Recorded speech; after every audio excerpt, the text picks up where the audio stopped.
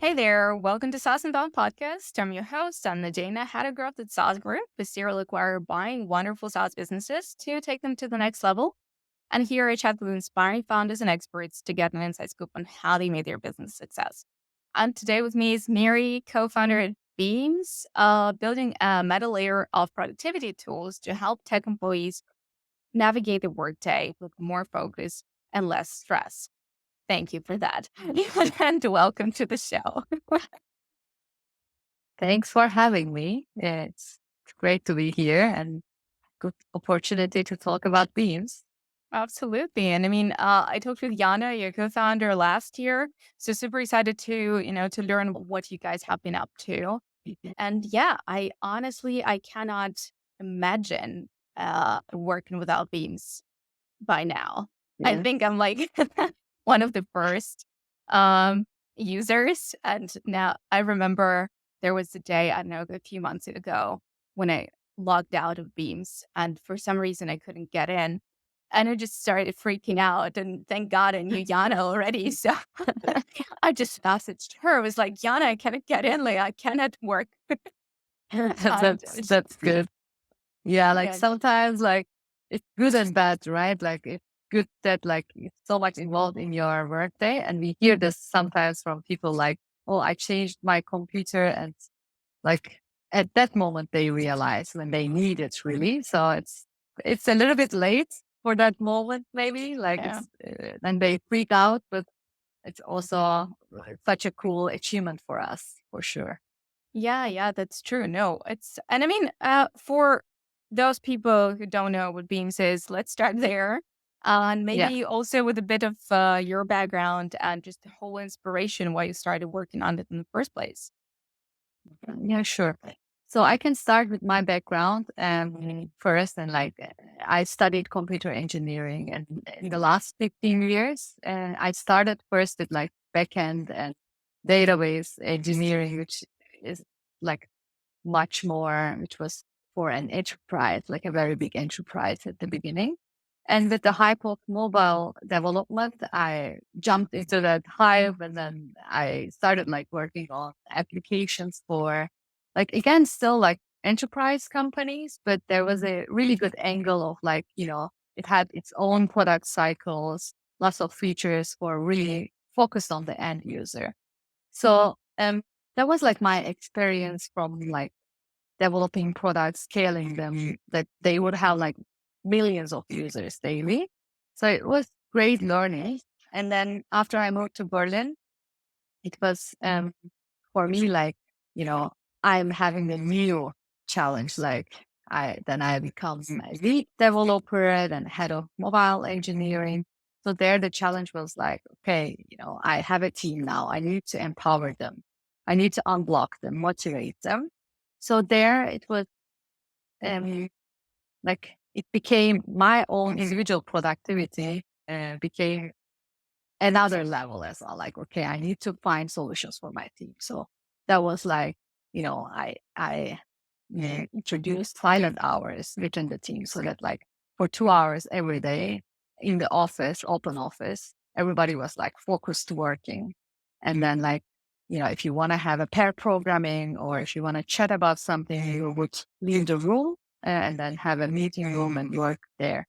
So those sort of things, like I tried to bring solutions or like I was, like working on this Jira and admin workflow setting as well. So like it's a bit like people come to you, they have a problem, and then you need to find a solution that fits for the whole team. And so that was like lots of learnings that like learning from having pain, I guess. Um, so that was my personal motivation. And my co-founder, Yana, she's a product manager. So you already talked to her. She is in the middle of the whole building the product, right? Like she's talking to developers, she's talking to designers, she's talking to stakeholders. And then like everybody has a different style of working. So her motivation for this is that like she knows the problem that we are solving, the distraction at workplace, having like we are using more and more tools, and it's like on average more than 100 tools that a person uses.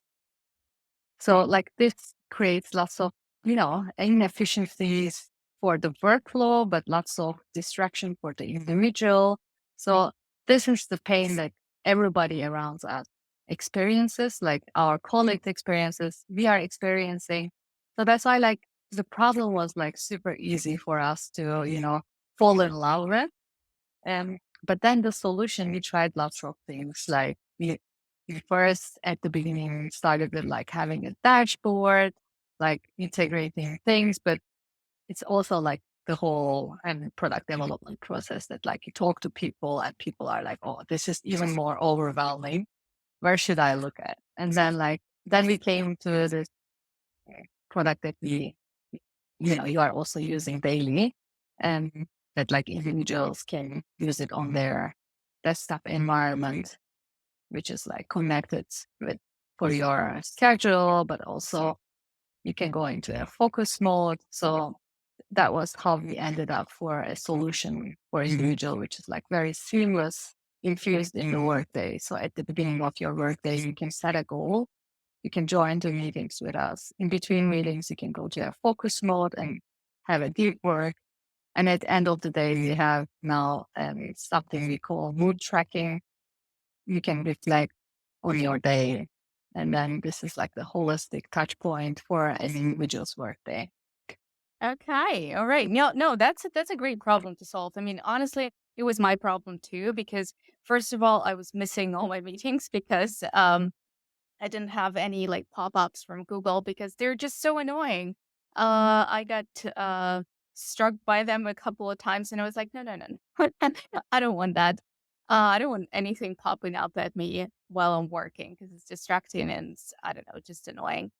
Yeah, and just having beans just like sitting there uh helps so much with just, making sure you know what's coming, what's going on with your day. Um so that's great. How do you personally use beans? Because I guess you do. And Mhm. how do you integrate it into your workflow? And how did it change it since, Mhm. you started doing it? Yeah. So I'm using the tool every day. And like for this meeting also, I joined with Beams, like with the link. So how I use it is like, first of all, like I use it for myself, but then like we are also with the data generated. I will come to that in a second.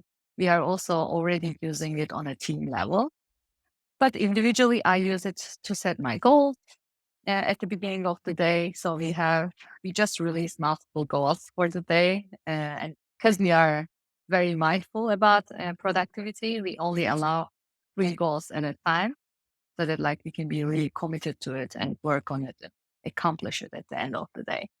And then I'm using it for my meetings, and also in between, I integrated my Slack as well. So I enabled my Slack status and also integrated my focus calendar. So it is creating a blocker on my calendar.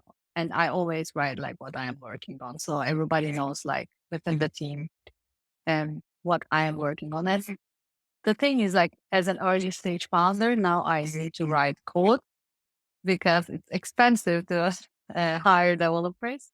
But also I need to be available for other developers or team members to, unblock them, because if they have a question and if I don't reply to them, this is a clear like money loss or time loss for us. So I think this is great because like when I'm in focus mode, then they know what I'm working on and they can also judge and decide, okay, what they need from me. Is it like, can it wait 20 minutes more until my focus time is over? Because they know when it will be over. So this is like something which is like really, in a seamless way, increasing the experience of everyone, because otherwise they need to ask me if I'm available. And by just asking me, they already distract me. So that's what the problem or the friction that we are solving already there. And then the other feature that I just mentioned, like we started checking together with the team is our second product hub launch and the calendar health score. It's Fitbit for calendar. It's how we call it. And so it is analyzing your calendar schedules. If you have lots of back-to-back meetings, or if you are having like lots of meetings with no agenda, and we are analyzing your schedule and then give you a score for daily, weekly, and monthly. Um, and then this is what we talk with the team members, right? Like, okay, do we really need this meeting? Can we think about another way of, making this decision? And yeah, like we also, by using it, we decided to cancel our like second design thing of the week, because like we always think at the beginning of the week for, like what we will work on. And then when the designers are done, they also sync with us so that like, we can hand over it. Um, and then we decided to do it on a document, basically, instead of like having a meeting, and that we can always have it in an asynchronous way. And that's very important because now I'm in San Francisco, our designer is, and other team members. One is in Hanoi, the other one is in Istanbul, Berlin. So it's like really a remote team setup. And we are proud of that as well. That's, the communication is very smooth then. All right. So ultimately, less meetings is better. No, definitely. I would never say that. So, I mean, there are lots of meeting types that is necessary. Um, so like I do value, especially like on a team setup, one-on-one meetings are very necessary.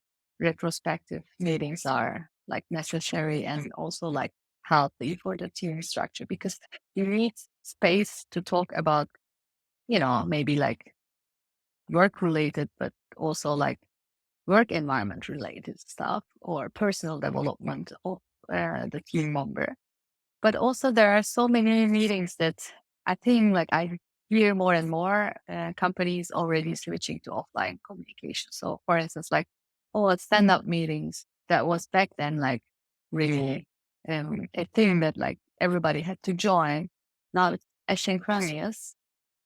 The important thing there is that like you communicate, there is a space that you communicate that what you are working on, and if you are blocked, so that a team member can help. But this communication can be carried in a document or in a communication tool easily. So I think that's what I'm trying to say. Like, most of the time people think this meeting is needed because it was always needed and it was always there.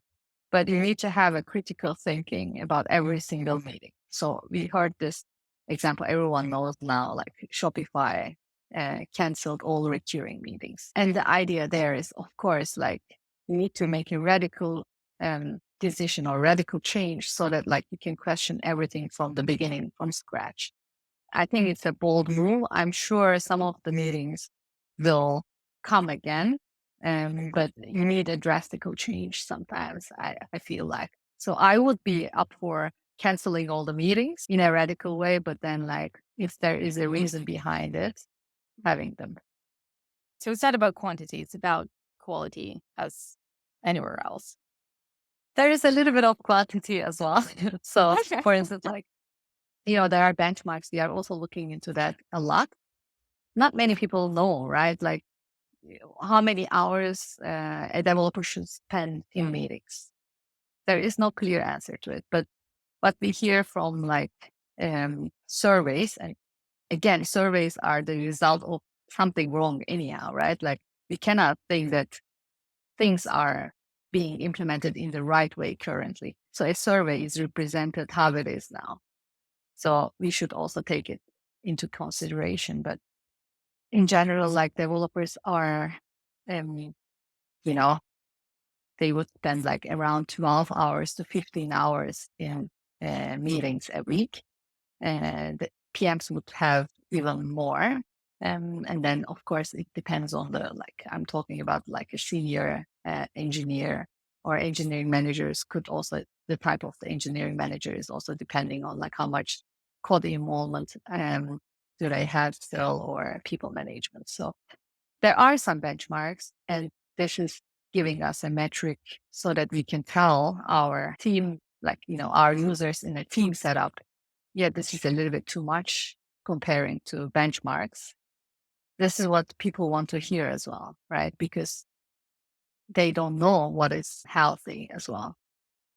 Okay. So since we started talking about the team and how you structure the work inside the company already, I wanted to dig a little bit deeper into the culture that you're building because one part of like the research that I do is whenever I see that a company is hiring or hired before, I go and I look into the opening and how it's structured and like what you're talking about there, and I really loved. How you guys are talking about it. So first of all, it is about the position and what you're going to do there, but it's also about who you are and who you're not. And you talk a little bit there about the fact that you're inclusive, and for example, that your investor team is 50% female, and that this is very important for you because you're well, also the founding team is a female team. So why did you decide that, even at the super early stage, culture is something that you're going to focus on, and this is exactly the culture that you're going after? Yeah. So like, I think how you put it is really good. Like, we are doing it to create a workspace, a company that we would love to work at. So when you have that thing in mind, of course, I think that shaped it. We did not think like, oh, let's be inclusive, but we wanted to create an environment that we would happily work at. Um, and we would be creative. We would be heard ourselves. So then, like, that would be also reflecting, of course, how we shape the whole thing, the product, the company, and how we communicate with our team members as well. So, like, something nice we heard, like, we also don't know, okay, because, every founder thinks that they create the best environment for someone to shine. And, this, especially a startup, is like, I'm going to make every single employee successful. That's my promise to my hires, right? Like, they are with me because we will be successful together. And they believe in this product, or like the philosophy of it, and also the people as well. So that's very important. And of course, like, it's good for us to hear from very senior engineers telling us like, oh, this is such a good environment, like, a nurturing environment for them as well to, feel safe, like less competitive, more collaborative. This is something we hear sometimes from people. So I think we did well there. The important thing is having diverse people in decision making.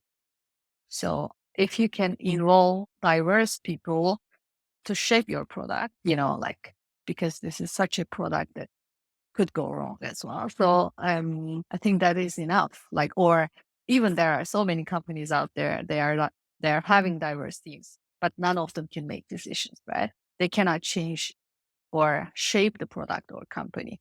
So here, the important thing is like having people like that, lots of different people involved in decisions. And there are ways for doing it. So I would not, how to say, like, I wouldn't blame any early stage founder for not having a diverse team, but there are lots of decisions made there. There should be a way to make that decisions in a diverse way. Absolutely. And how about you guys as a founding team and you being the technical co-founder? You raised funding recently. Was there any bias because of an all-female team, founding team? And is there still bias because, well, now you moved to San Francisco? Um, how is the bro culture? Is it changing? Do you feel any pressure? So, great question. Uh, was there bias? I mean, we have great investors to start with. Was there a bias? I mean, in the end, investors are, when they are evaluating a founder, they want to understand if other people will also believe in this founder. So that creates another level of bias, right? Because maybe I believe in you as a founder, but then I'm not so sure the majority of the VC environment will invest in you in the next round. So I trust myself and I trust you, but there is a whole game there. So I think the bias, of course, if they have it directly, that's bad. That's a bad characteristic, maybe. But the other element of it is rational thinking, right? I would not criticize this part because rational thinking, you need to evaluate if this founder can raise another round. And then it's not even about the gender. I see lots of stereotypes, right? We see all of this. Like even among men, there is a stereotype of a possible successful Web3 founder, crypto founder, like even among the different, sectors or like industries, there are different stereotypes as well. So of course there is bias, and then we need to show that like it is possible to, convince by convincing that person, that specific person, and another one, you build this traction as well. So like adding a new person that you convince is always, an addition to your traction as well, not just the product. But of course, like we also proved lots of things by having a good user base, like hard data, right? Like this metrics that show the story itself that people use this product 5 out of 7 days. This means every workday they use it. Our active users, they use it like on average with 11 interactions. These are like great numbers. Or like, our churn rate for 10 weeks is like 67%. So these are like convincing. Yeah, I think like we need to convince more. Okay. So it's more about your attraction and how good the product actually is. Not that much about the gender, or at least this is your experience. So what I would say it is like to overcome that bias. I'm just talking about what we can do. Of course, there is a bias. So when people see me, I'm not fitting to a nerd technical founder stereotype, right? If I would fit maybe with less convincing numbers, I could get investment. I don't know. But the market is also really tough now. So I think market is very tough for everyone now. That's even harder for women, maybe. Yeah. Yeah. All right. So since you've raised funding, and I mean, I've looked at your journey right from the very beginning. You've been changing quite a bit. You're adding some new features. You're expanding the team. What has been most challenging? I mean, I feel like you're still in your 0 to 1 kind of journey. So in this period, what has been the most challenging? Is it adding new people and building actually a company, not just a product? Was it maybe funding? Was it adding new features, prioritizing like what to build next? What's your personal experience? Yeah, so we did not hire so much. We still have a very small team, like a product team, developer, designer, product manager. So this is just like we are a team of 6, and sometimes we have interns or working students. But that was not the challenge because we did not increase the team number. And these were the people that we worked together for a long time before at the previous job. So it was a really seamless experience there. But of course, the challenge now, because of the market or because of like we really are committed to convince people, right? So we are trying lots of things at the same time. And then we hear, okay, focus is also important. So what we are doing is now like every week we release a new version for the end user for Mac app. We are also releasing versions, iterating for the insights dashboard. So like we release on average 2 different versions, like, for the web and for Mac every week.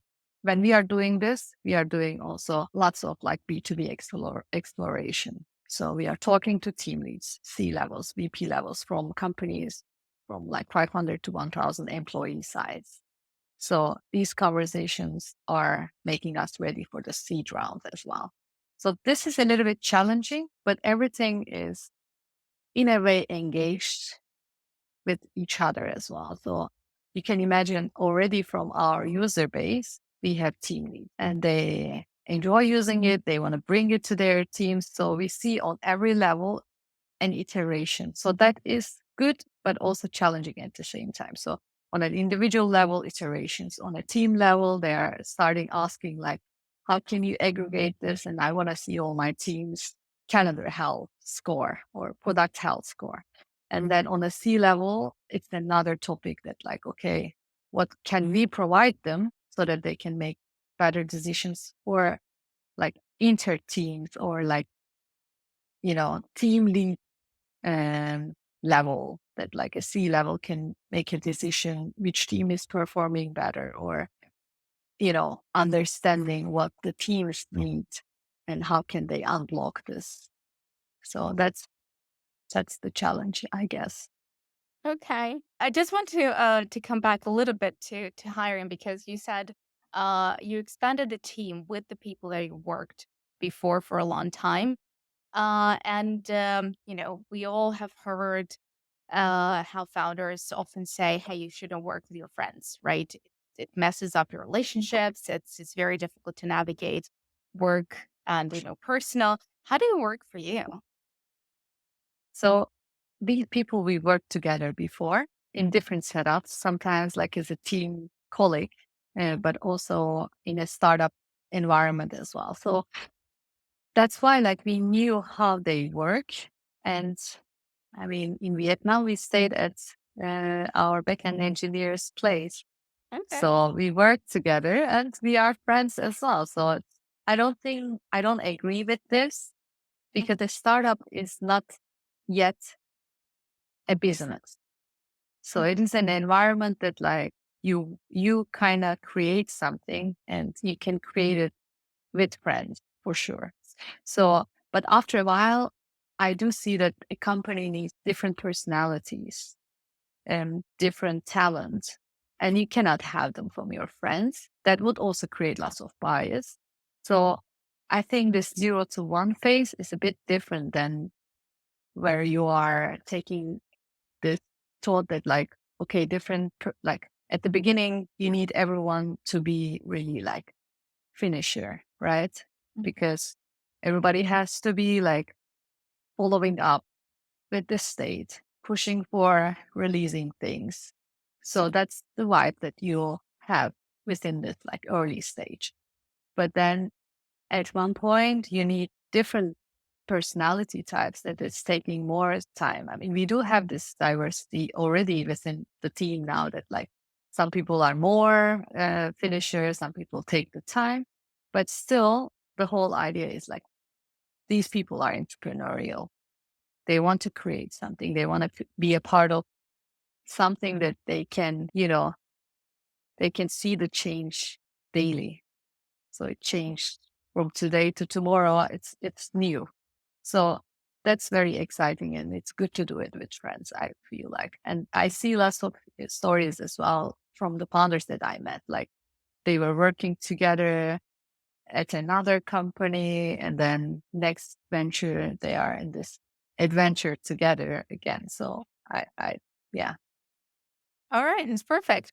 Okay, so since you raised funding, uh, what have you doubled down on? Like, what did it go to? What are you investing in? What is your top priority? And well, basically, what's next for Beams? Yeah, cool. So what we focused on is like really developing the product. So like every week, new releases for both like individual and the insights dashboard. So also like um, understanding that like founders sale a bit more.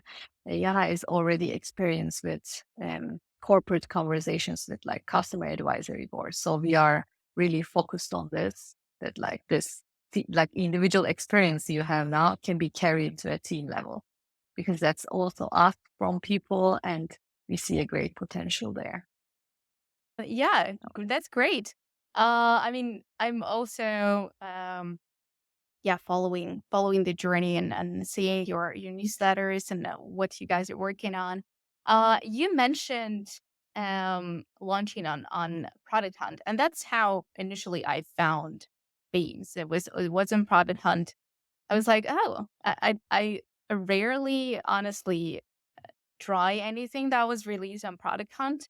I creep around, of course, but Beams somehow, I don't know, it attracted me, and I was like, okay, I need to use that. So um, how did it work for you? I mean, were there many people like me? And I think it wasn't I even yeah, I wasn't able to even try it at first. You had to get on like a wait list, and then you guys emailed me that, and it felt so special. I was like, "Oh, I was chosen."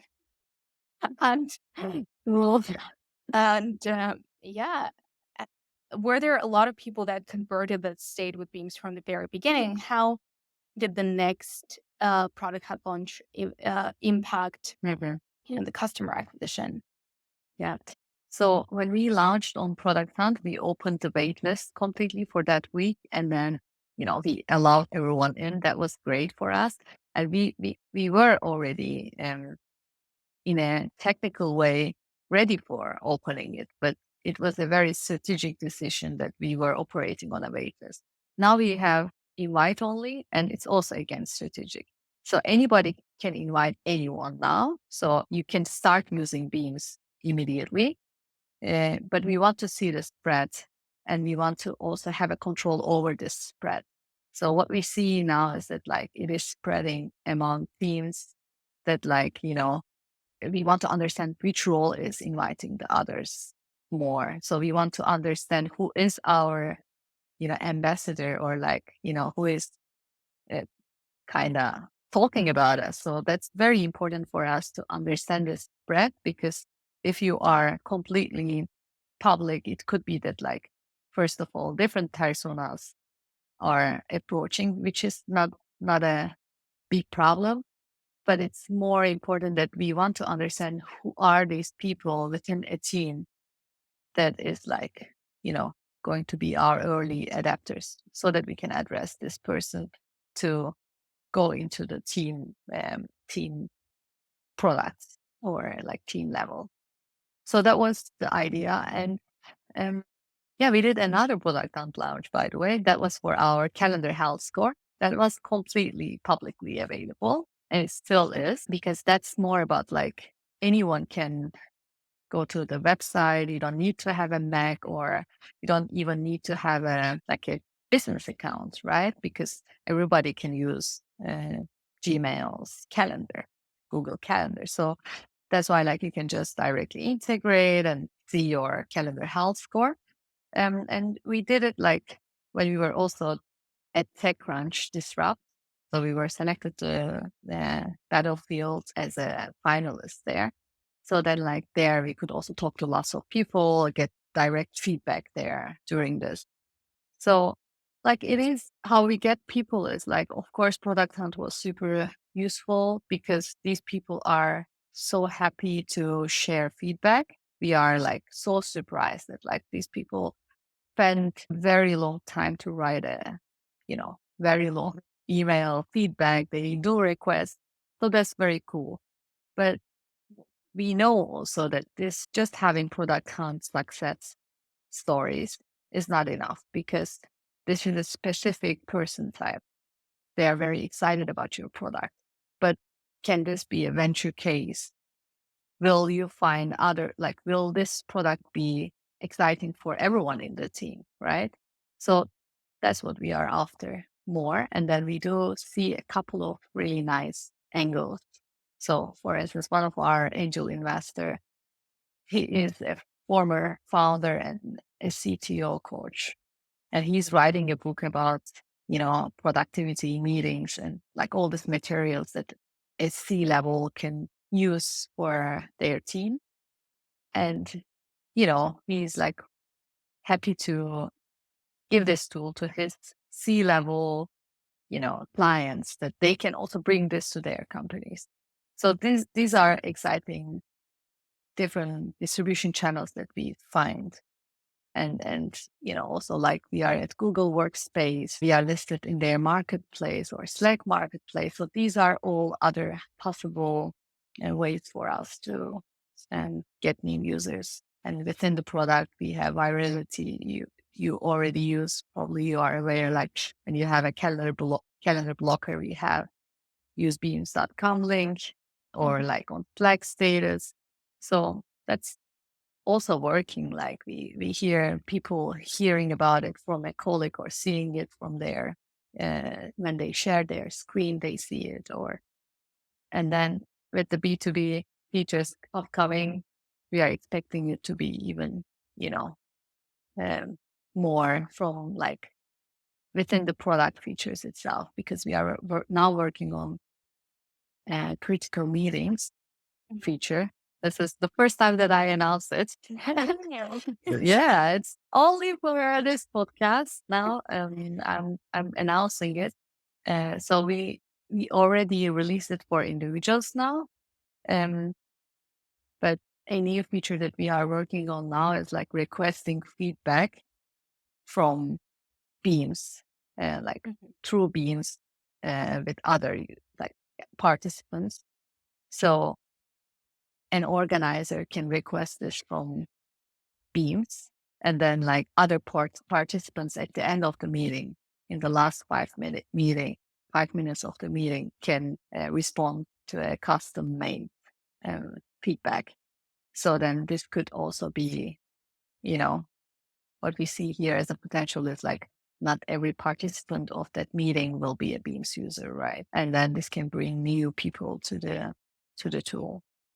Right. So what's so far working the best in terms of customer acquisition? Is it word of mouth? Is it the virality that you're talking about? Or is it, your network and all the investors that you're involved with helping you guys push it toward bigger clients? Yeah, so for the B2B conversations, our customer advisory board, it's going through like either like investors or advisors, but like end user acquisition currently, it is happening mostly like word of mouth or like also product virality. Um, yeah, but then that's the interesting part about it, that if we have a user who happens to be a team leader, they are very keen on like inviting people. That's how we noticed this as well. So then, yeah, they would invite the whole team to use the tool, because in the end, it's kind of the responsibility of the team lead, to also empower individuals so that they work more productive. Okay. All right. Thanks. So, a couple more questions. The usual ones here. On what has so far been the biggest win and the biggest failure? And it could be for Beams as a company or for you as a founder. Yeah, so I will start with the biggest failure so that I can add positive. But the failure, like, I mean, there is no one single failure, so that's the good thing. No single failure, no single success. So it does not stick in your psychology, right? That's so good, because today you do a pitch, it's so good, and then you talk to someone, they say, "Oh, this sucks," and then you talk to someone else, they say it's great. So in the end, the most important thing is it does not stick to us. It just goes away, because like you should move forward and then of course get these learnings as well. But still, I will mention how we started with Yana. At the beginning, we did not, like, we were a part of a program and we did not get funded there. And we were so surprised because, I mean, not to be audacious, but we are good and we know it. So, but then we did not get the funding. So that was a bit like a moment where we were sitting next to each other in the park, and we were like, because they did not fund us, but they gave us a bottle of champagne. And we were like in the middle of the day, we were sitting in a park together with a bottle, and we were like, okay, it is a little bit like the loser moment to be here. And then there are homeless people drinking during the day in that park as well. And we're like, okay, this is like a very low moment. But what we did then was like, okay, that day was a Friday, and on Saturday we went to the lake with our friends. We told everyone that let's meet on at the weekend, because we were thinking, even if we get the fund or we didn't, it's good to be together with friends, because we didn't see them for a couple of weeks, right, during this program. So we wanted to meet with them. And then we went to that meeting, like the picnic we had in a lake in Berlin. And then we just opened that champagne and drank it. Like we turned this into a celebration just the next day. And on Monday, we said, okay, like Monday we go on working. So we went on working on it. And then a couple of months later, we got one of the best investors that we could ever imagine. So it's all fine. Like, Perfect. so I think I also mentioned a win. So that's at the end of the story. But also, like, again, this wins, I think it's also good that the wins don't stick to you, because if you think that you are successful, it's a little bit also like maybe, I don't know, I mean, maybe we are very early stage for this, but I would imagine that like if you are so much stuck on your wins, then maybe like there is not much new progress happening as well. Okay, so it's still important to like operate within the restraints and be focused on the big thing instead of, just celebrating the small ones. But I mean, So we do take the time to think about the failure, why this happened, and what could we change? What is the core reason that this happened? And then do we want to change this, or did it happen for a reason that, you know, this was not a good fit, or because of the circumstances? So do we need to change ourselves, or do we need to change the environment? So you need to do one of them in a failure case. In a success case, if you are stuck there, tomorrow you are disrupted, I guess. I don't know. So it's good to not to be at that moment so much. This rumination has to stop at one point, so that like you are on the next thing already. This is how I think it's a healthy way of living the life, like in general. all right. That's a great also kind of piece of advice. But yeah, about the advice and about maybe a hack that you could share. Could be anything, it could be completely unconventional that you do that works for you, either for the growth of the company or, hiring, building a great culture, anything that you can share here. As a founder, you need to be really like efficient what you are working on, and how you are also being an example for the team. So I do have lots of productivity methods, best practices that I use myself. Like I always use Inbox Zero. Within the team, we make every decision in a document. You know, if it requires lots of meetings, we create like a decision documentation, so then everything can be asynchronously decided or discussed as well. And also like for tracking people, projects, and topics, right? Like I even need to manage my network now as a founder. So I do have like there's like a project board that like I can know like when to follow up with someone. So this could be another advice for founders, that they can also manage like people as projects almost. So how I do it is like, for instance, with you, how we met, and when did we talk, and then is there like a next step that we can do, or like what could I ask from you, or what you could ask from me, or like it's this like some sort of thinking about it, like you as a project. I'm not doing it for you, by the way. Let's not be so creepy, but like I would do it for people that I manage, or Mm. people that I am talking to and for business possibility, like Okay. potential collaboration. All right. Well, our next step could be meeting at Code Talks in Hamburg next fall, Yeah, hopefully. I will remember that. I don't have to take a note on that. That will Right. be cool. Yeah. But thank you so much for the conversation. I mean, it's been great knowing like where you are with Beams and where you're going. Super focused on your roadmap and on your solution of this really a problem. I think you nailed the real pain for so many um teams and so many leaders. So yeah, thanks for building a great product. I'll continue using it and hope to see you soon. Thank you for this opportunity and thanks for being our early user and giving feedback regularly. That's so cool. Sure. Anytime. Thank you so much and take care.